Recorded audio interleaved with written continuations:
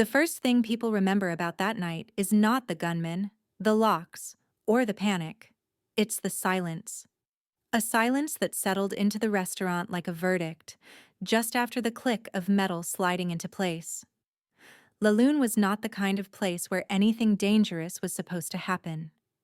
It was a room of soft jazz, polished silver, and practiced smiles. An ecosystem built on the illusion that wealth could insulate people from consequence. But illusions die quickly when truth arrives at the wrong table. The truth, in this case, began as handwriting. Uneven strokes of ink on a narrow slip of thermal paper. A message written in Korean, delivered by a server whose job description did not include saving lives. She did not look like someone who would interfere. No medals, no training, no backup waiting outside. Just long shifts, tired feet, and a heart that remained stubbornly unwilling to look away from danger. Across from her sat a man who commanded rooms without speaking. A man whose quiet, immaculate composure made others straighten their shoulders and lower their voices. He glanced at the receipt, and something in him changed. Not dramatically, but with the precision of a blade turning in the dark. He didn't ask questions. He didn't run. He simply lifted one finger and tapped twice on the stem of his glass. Security obeyed. Doors locked. Conversations broke.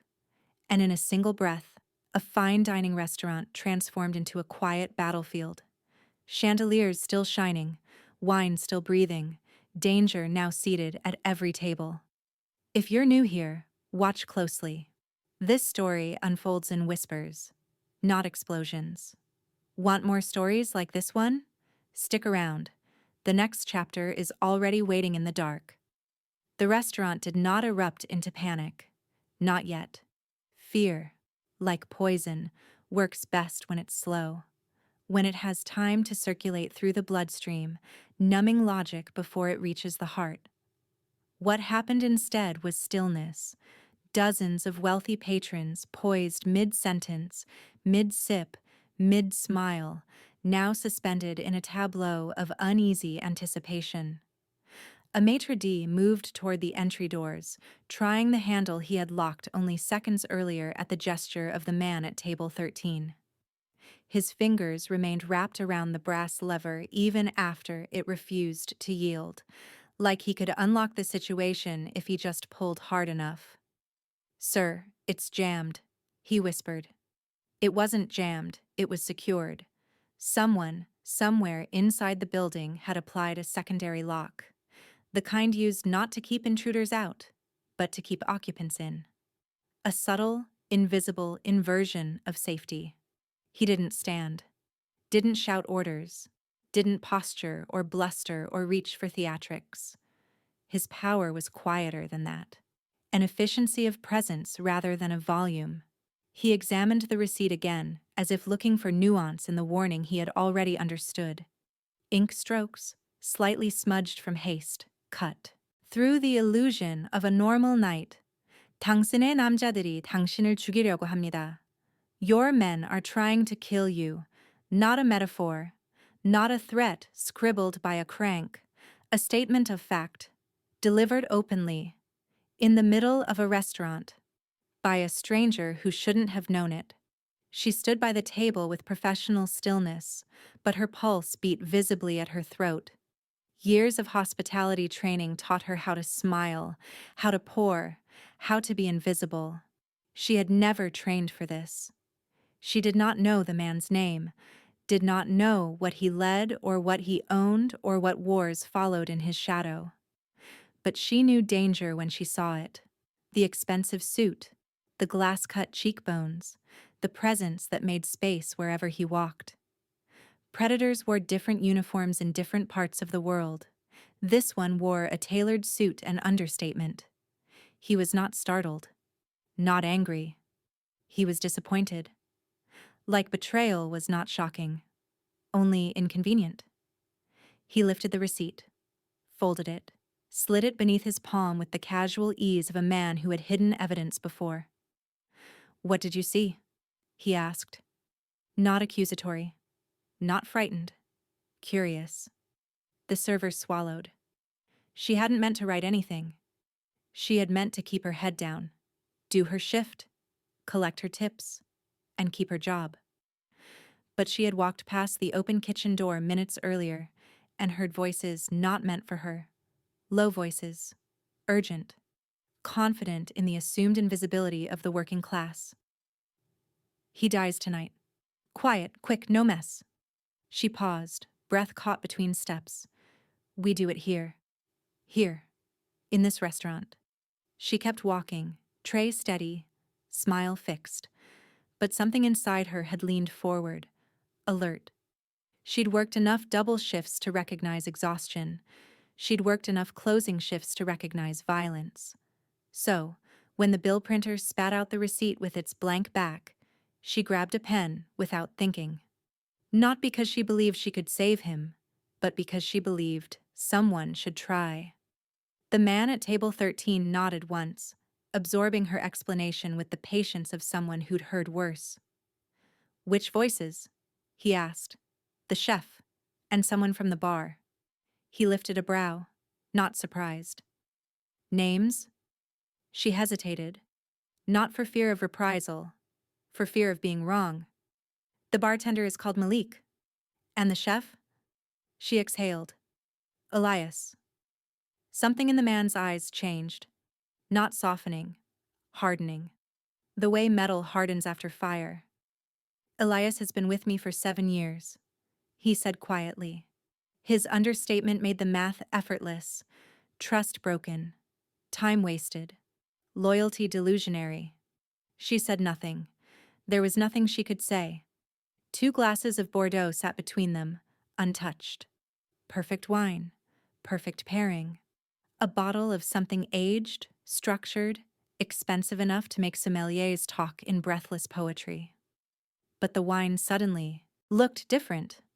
Not luxurious, vulnerable, because wine glasses have stems, and stems break. And broken glass cuts just as effectively in candlelight as it does in alleyways. The server realized with sudden clarity that the man across from her could turn a dining room into a battlefield with nothing more than what was on the table, and he would win. Effortlessly, elegantly. He had the calm of someone who had ended conversations much louder than this one. The maitre d' approached again, leaning close. Sir, the kitchen is... The man lifted a hand. Silence fell. Everyone waited. The restaurant, once a cathedral of performance and power, now held its breath. He rose slowly, deliberately, smoothing the front of his jacket with an elegant finality. The dining room watched him stand like audiences watch a curtain rise. He placed the receipt into his pocket, buttoned his jacket, turned his gaze toward the kitchen, and spoke, softly enough to be polite, clearly enough to be final. No one leaves until I identify who belongs to me. Not who betrayed him, who belonged to him. The line between loyalty and ownership had vanished. Fear spread through the restaurant, but it did not scream. It sat, spine straight, hands folded, eyes lowered. Like diners had suddenly remembered that in certain parts of the world, money does not buy safety. It buys proximity to power. Power that smiles, and dines, and kills neatly. The server stood in the half-light, watching a man walk toward his betrayal with the composure of someone who had already accepted the cost. Not because he was fearless, but because he was certain. Certainty is more frightening than rage. As he reached the kitchen doors, scrolling chandeliers reflected on polished tile behind him. Beauty, following violence like a silent witness.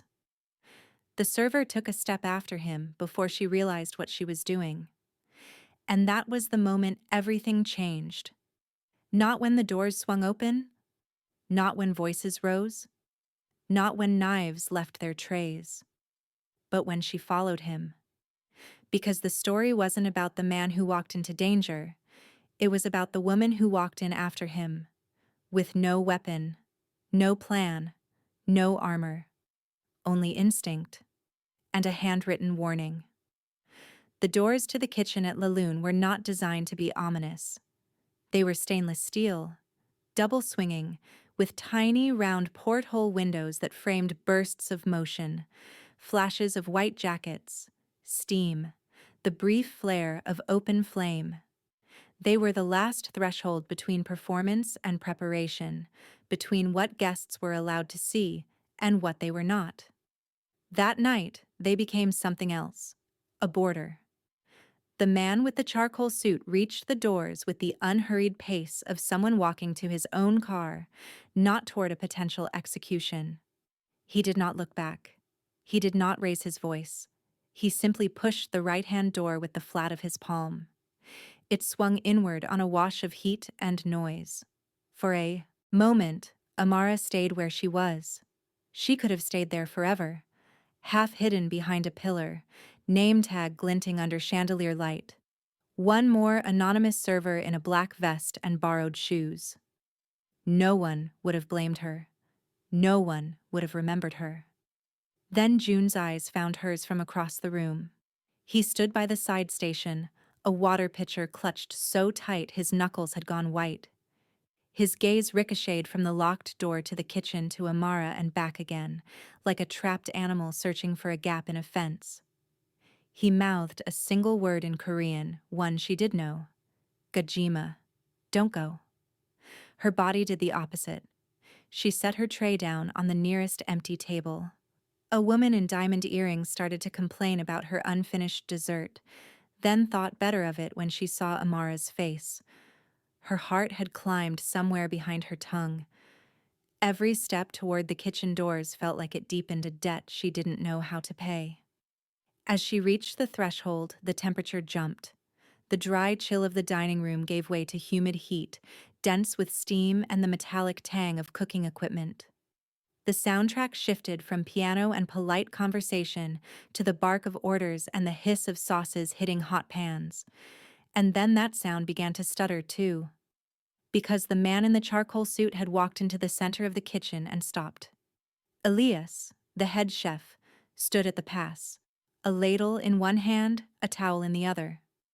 His tall white toque made him look like a general in a battlefield of copper pots and steel blades. For years, he had run this kitchen like a small, efficient kingdom. He did not look like a man planning murder. That was the thing about poison. It rarely wore a guilty face. Kangsi, Elias said, forcing an easy smile as the kitchen's murmurs died. You're not supposed to be back here. Health codes, remember? The man, Kang Dae-jun, if the receipt was to be believed, rested his fingertips on the edge of the pass. His gaze flicked across the line. 6 cooks, 2 dishwashers, the pastry station, the sauté station, the grill, the cold prep. Each body in motion, each pair of hands suddenly very aware of themselves. I remember something else, he replied. His voice was soft, but it carried, every consonant landing with surgical precision. I remember that, in my establishments, no dish leaves this kitchen without passing through your hands first. Elias's smile thinned. That is the job. Yes. Then I am confused. Kang glanced over his shoulder as if checking that the memory behind him in the dining room had been real. Because I just received a message suggesting that my own men are trying to shorten my life expectancy, and the method appears to be culinary. Silence fell like a dropped sheet. The only sound was the distant, oblivious piano. Amara slipped in sideways, hugging the wall near the dish pit. No one stopped her. No one seemed to know what to do with her presence, so they pretended she wasn't there. She watched Elias's eyes. They did not dart to the door or to the security cameras or to the line cooks. They stayed on Kang's face, steady, offended. That's ridiculous, Elias said. If anyone wanted to shoot you, they'd do it in the street. Not with beurre blanc. Beurre blanc can be persuasive, Kang said, especially when it sparkles. He tilted his head toward one of the side counters. A security man she hadn't seen enter now stood there, the small silver sauceboat captured in a gloved hand. He held it under the overhead light, turning it slightly. The lip glimmered. Tiny crystals, nearly invisible unless you were looking for them. When he tilted it further, they slid in a thin, delicate line along the edge. Elias's jaw tightened. "Salt," he said. "Salt does not clump like that," Kang replied, "and it does not dissolve that slowly." He nodded at another guard, who stepped forward and opened a small field testing kit on the counter with the calm of someone checking the oil in a car. The cook stared, their utensils hovering in midair. Somewhere, a timer beeped, and no one silenced it. "Do you recognize this compound?" Kang asked Elias, conversational. "You should. It's fashionable these days. Quick, colorless. Hard to trace if you don't know where to start." "That's enough," Elias snapped, the veneer cracking. "You can't barge into my kitchen and throw around accusations like—" The guard held up a test strip. The pale paper had bloomed into a dark, unmistakable color. He didn't say the name. He didn't have to. A hush moved through the kitchen, sharp and collective. Kang watched Elias the way a surgeon watches a monitor. No rage, no theatrics, just data. "How long?" he asked. "How many services have I survived on your goodwill?" Elias's hand tightened on the ladle. His eyes flicked just once toward the far end of the kitchen, where a side door led to the alley and the dumpsters and the back entrance staff used to sneak cigarettes. That flinch was all it took. A security man was there in 2 strides, hand flat against the metal, locking it. Another posted himself by the walk-in. The kitchen, like the dining room, shifted from open artery to sealed chamber. "Tell me," Kang said again. "How long?"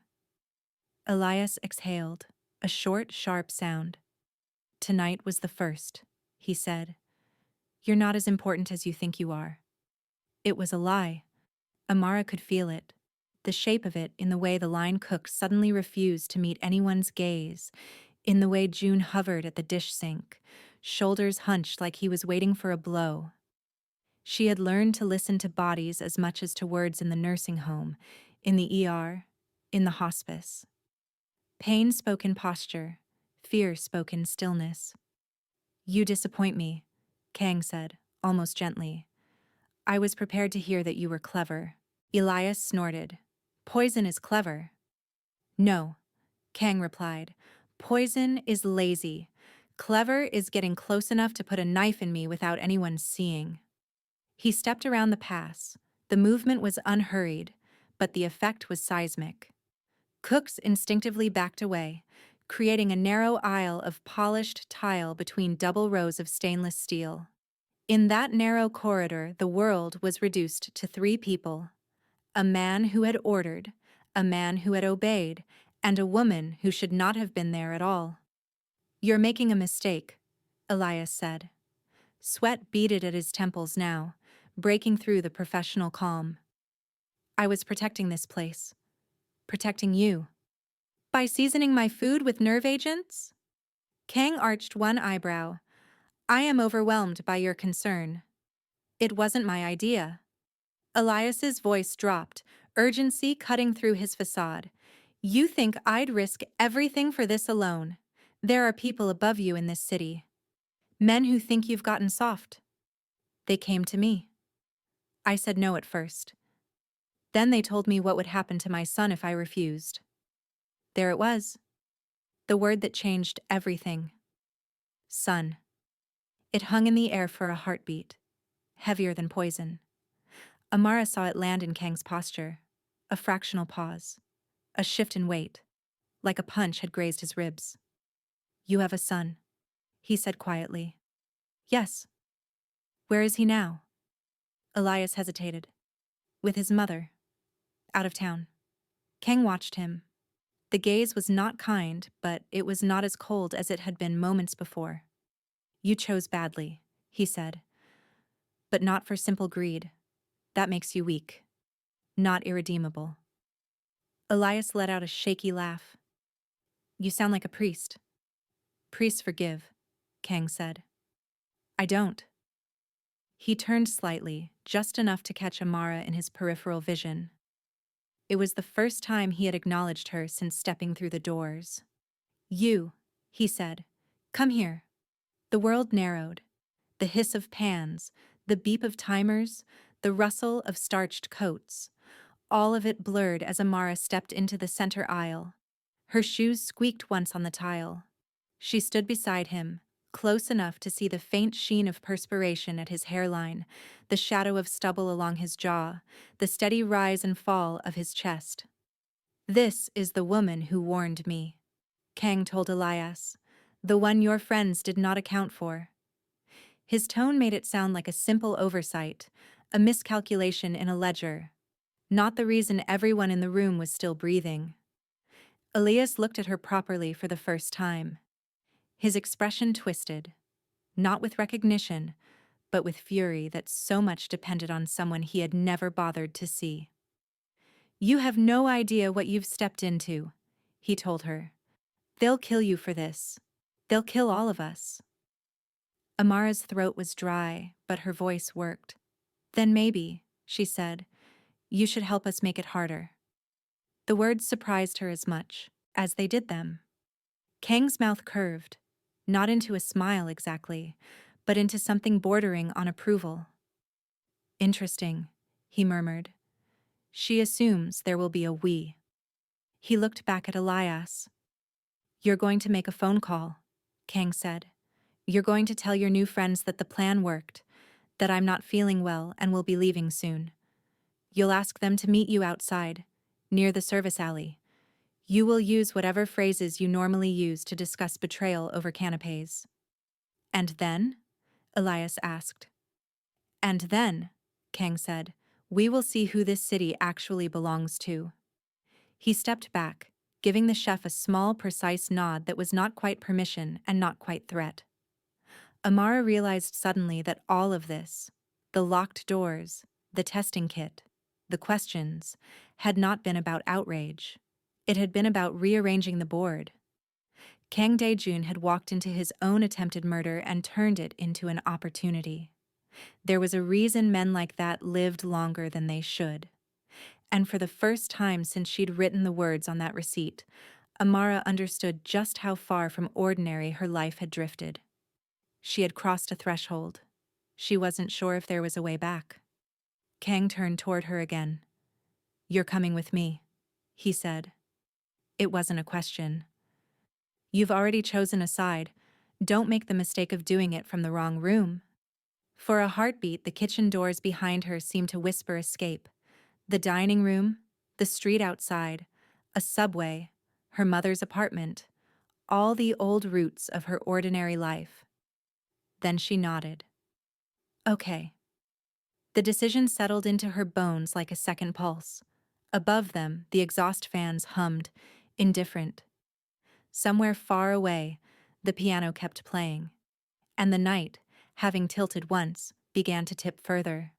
Elias wasn't a big man, but when he walked toward the office at the back of the kitchen, he carried the strange, fragile weight of someone moving beneath a ceiling that might collapse at any moment. He didn't run, didn't plead for alternatives. He simply accepted that whatever came next, whether redemption or ruin, would be determined by a phone call nobody would ever admit existed. Kang followed him, not close enough to crowd, not far enough to allow escape. Amara trailed behind them, pulse hammering with a rhythm she couldn't regulate or reason with.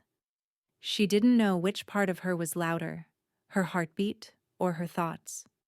Nothing she had done so far made sense in the context of survival.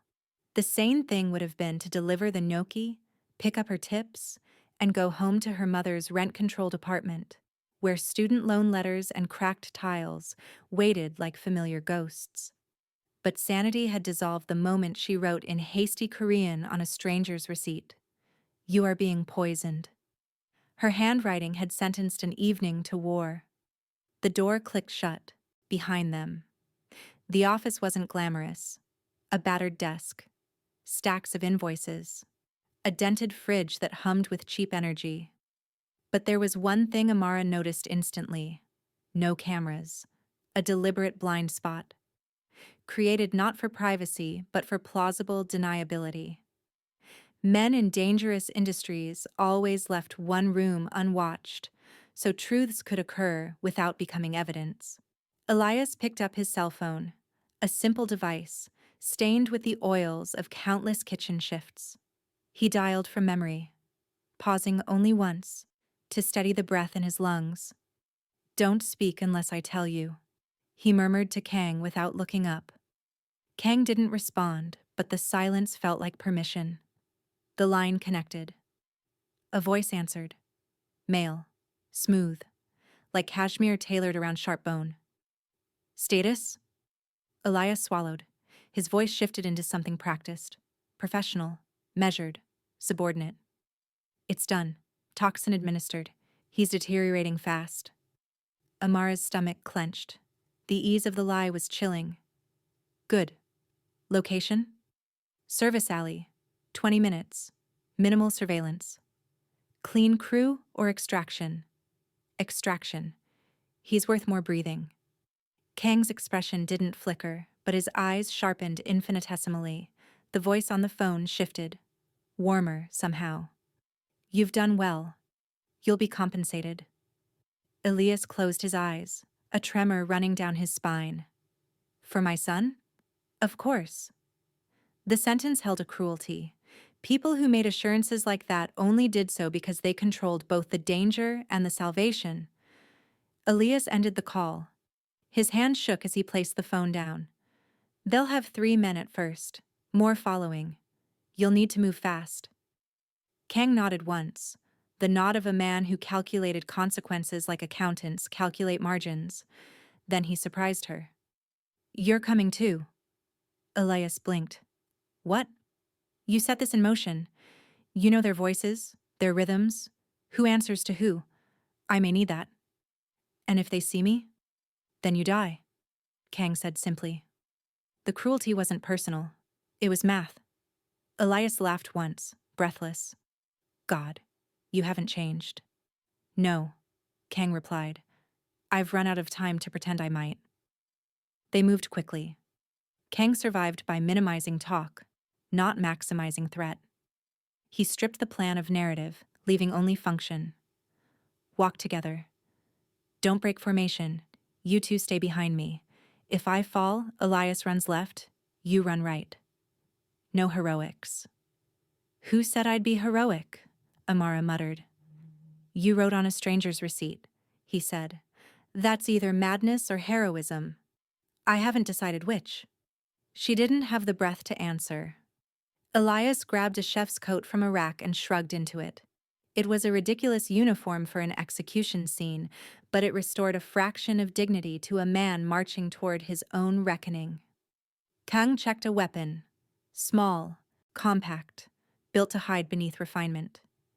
He chambered a round with a muted click. The sound was intimate, efficient, terrifyingly casual. "Stay at my back," he told Amara. "I don't know how to fight," she said. "Yes, you do." His voice didn't rise, didn't praise, didn't command. It stated a fact she didn't believe, but would spend the next months learning was true. They stepped out into night air that smelled of rain, diesel, and expired promises. The alley behind Lune was a corridor of dumpsters and broken glass, framed by stone walls that caught every echo. Shadows moved like intentions, too quick to register, too heavy to dismiss. Kang stopped 3 steps into the alley, but he already knew what Amara hadn't noticed yet. They weren't alone. A car waited at the far end. Engine running silent.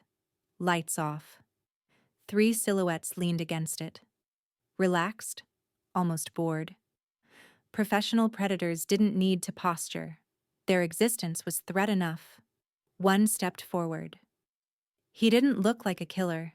He looked like a valet, like someone who would hold open a door while calculating the dollar value of a life. "Mr. Kang," the man called out. "Rough night?" Kang didn't answer. Not yet. "You look pale," the man continued. "Is it true? The chef says you're unwell. Something you ate?" His smile was polite, elegant, lethal. Amara watched Kang step slightly ahead of them, not blocking, not shielding, just shifting so that danger would flow toward him first. And for the first time, she understood something essential. This was not dramatics, not martyrdom. This was habit. A man who had lived in the crosshairs long enough to build muscle memory out of sacrifice. Kang's voice was conversational. "I've had worse meals." The man's smile widened. "Unfortunately, this dish comes with an unpleasant aftertaste. But don't worry, we have remedies." Two more silhouettes moved, not threatening, just existing. So much worse. Elias's breath hitched, Amara's muscles tensed, time became a taut line, and the universe seemed to wait for someone to touch it. Kang spoke first. "You made one mistake tonight." The man tilted his head. "Oh? And what's that?" Kang stepped forward, voice silk over razors. "You assumed poison would make me slow." His gun cleared his coat in a blur. A single, clean motion. Not showy, not loud. 2 shots. 2 bodies dropped. Not dead. Disabled. Legs taken. Hands useless. Surgical brutality. The third man froze. Not because he feared death, but because he recognized hierarchy. Kang didn't raise the weapon toward him. He simply said, "Tell your employer this city is not available for purchase." The man swallowed. "And who, exactly, owns it?" Kang smiled. The first real smile Amara had seen from him. "Ask them who wrote the message that ruined their evening." The assassin's gaze flicked toward Amara. A flicker of realization, ridicule, confusion. This? This trembling server with cheap shoes and a borrowed apron? This ruined their plan? Kang holstered the gun. "Go," he said. "Tell them we're awake now." The man didn't argue. Predators don't debate lions. He got into the car and vanished. Silence reclaimed the alley. Not safety, just aftermath. Elias exhaled hard, sagging against the brick. Amara's knees gave out. Not from weakness, from adrenaline leaving her body like water draining from a cut hose. Kang didn't speak, just stood there, breathing deeply, head tipped back slightly. Not triumph, not fear. Calculation. "What now?" Amara whispered. He spoke without turning. "Now? We decide whether we disappear." He looked at her then, eyes dark, unreadable. "Or whether we take everything they thought they owned." Elias looked horrified. Amara looked at the bodies, the gun, the man who had stood between her and death with casual inevitability. And she heard herself say, "What does taking it entail?" Kang's mouth curved, faint as moonlight. "War, but with better manners." Rain hadn't started yet, but the sky had that bruise-colored sheen that promised something would break. They walked back into the restaurant through the service entrance, 3 bodies moving through a corridor of stainless steel and shock. The kitchen had resumed its work, mechanically, obediently, like a wound that refused to bleed where others could see it. But every pair of eyes followed them. Elias walked stiffly, guilt on his shoulders like a garment he hadn't chosen. Amara walked in silence, adrenaline fading to tremors she hid in her pockets. And Kang walked like nothing had changed. Yet everything had. He spoke without looking back. "Send everyone home, lock every door. Entire staff gets paid for the shift." Elias blinked. "That will cost you thousands." "I'm buying silence," Kang said. "It's cheap at that price." Within 5 minutes, the restaurant was empty. Tables abandoned mid-course, aprons hung on hooks, chairs still askew from the moment fear had interrupted elegance. Only 3 remained. A chef who had betrayed a man to save a child. A server who had saved a man without knowing why. And the man who now owed both a bone-deep debt he hadn't asked for. Kang sat at a table near the window, overlooking a city that didn't know it had just survived a civil war. Rain began to tap against the glass in impatient fingers. Amara stood at the opposite end of the table, arms wrapped around herself like armor she didn't believe in. Her mind was still somewhere in that alley. Gunshots ringing, bodies falling, her body frozen between instinct to flee and demand to stand. He studied her. Not like prey, not like subordinate, but like someone assessing damage that wasn't visible. "You're shaking," he said. She forced a laugh. "I'm not used to assassination attempts during dinner. Service? It gets easier," he said. She stared. "Does it?" He considered, head tilting. "No, but you get faster." The line wasn't comforting, but the honesty was. Elias poured himself a drink from the bar, hands trembling so badly the glass clinked against the bottleneck 3 times before he managed to pour. "God," he whispered. "I almost got you killed. I almost got myself—" "You're still alive," Kang said. "Am I?" Elias laughed a little too sharply. "You think they'll let me walk away after this?" Kang folded his hands. "Not walk. Run. Far and fast."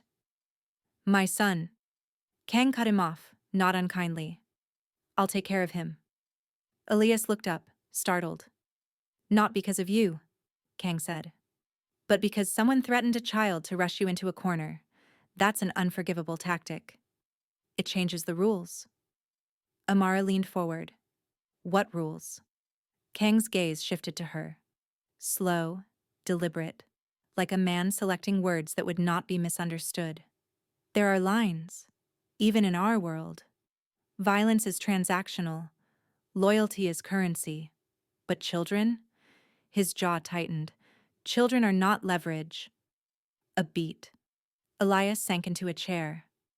"They'll kill me anyway," he muttered. "Tonight or tomorrow." "No," Kang said. "They'll kill me anyway, unless I rewrite the terms." He stood. The movement drew Amara's nerves taut. "What terms?" she asked quietly. Kang walked to the window, where neon reflected in a sheen of water like smeared calligraphy. "The men who sent those assassins aren't street soldiers," he said. "They are the board, the financiers, the ones who never touch the weapon, only sign the invoice." Elias buried his face in his hands. "They think you're weak." Kang didn't turn around. "They think I've grown civilized." Amara glanced at him. "Haven't you?" He looked over his shoulder, eyes dark and unreadable. "I've learned restraint. That's not the same thing." Rain intensified, drumming against the street with rising urgency. "What happens now?" Amara asked. Kang turned toward her fully. "Now? We make a public statement." Elias frowned. "To who?" "To everyone who assumes they can treat me like an inconvenience." He stepped closer, voice low. "They want to control me, manipulate me, force my hand." "And?" Amara asked. "I will give them my hand," clenched around their throat. She exhaled, slow, controlled. "Are you planning to start a war?" "No," he said. "I'm planning to end one before it begins." He nodded to Elias. "You're leaving tonight. Passport, cash, safe transport. You'll write a letter to your son. He'll receive it when he's old enough to understand." Elias shook his head violently. "I'm not abandoning him." "You're not." Kang's voice softened by the barest degree. "You're making sure he survives long enough to have a father." Elias's eyes rimmed red. "I don't deserve mercy." "I'm not giving you mercy," Kang said. "I'm giving you options." It was somehow worse than forgiveness. He turned to Amara. "You two need to disappear." Her heart stuttered. "What?" "You were seen. You interfered. You're a liability now." A flash of indignation hit her. "Then why involve me at all? Why not let me walk away before they notice me?" "They noticed you the moment you wrote that note," he said simply. "You picked a side before you realized there were sides." She flinched. "Do you regret it?" he asked. She answered too quickly. No. His mouth twitched, half smile, half warning. That answer will cost you. She stepped forward, pulse steady for the first time since the alley. What do you need from me? A pause. A shift. The room reorganized around that question. Not what do you want me to do, but what role do I now occupy in the shape of your survival? Kang answered without hesitation. I need you alive. She blinked. That's it? For tonight, yes. And after tonight? His eyes held hers. After tonight, I need you competent. Her lips parted. Competent for what? Power, he said simply. The word landed like a verdict. Elias looked up, startled. You're replacing yourself? Kang shook his head. No, I'm building succession. Partnership. Infrastructure. Amara laughed. A raw, disbelieving sound. You're talking like we're a corporation. We are, Kang said. Just one with sharper margins. Rain hammered. Thunder rolled like a slow exhale. Elias whispered, They'll try again. I know. They'll come harder. I know. And you'll kill them? Kang looked back out the window. No, he said. Amara frowned. No. He turned toward them both. The softness gone, the calculation returned. I won't kill them. I'll make them obsolete. Thunder cracked, and the world outside shuddered, as if someone far away felt a shift they couldn't name. Amara swallowed. What do I do? Kang met her eyes. Don't run. A pulse of fear and certainty collided in her chest. Why me? She whispered. His answer was quiet. Because you are the only person in this room who acted without incentive. And then, almost gently, people who act without incentive cannot be controlled. Only respected. Or destroyed. Her breath caught. He stepped closer. We'll find out which. The lights flickered. Rain surged. Sirens wailed somewhere in the city. Not because of them, but because the world always burned somewhere. Kang spoke one last unambiguous sentence.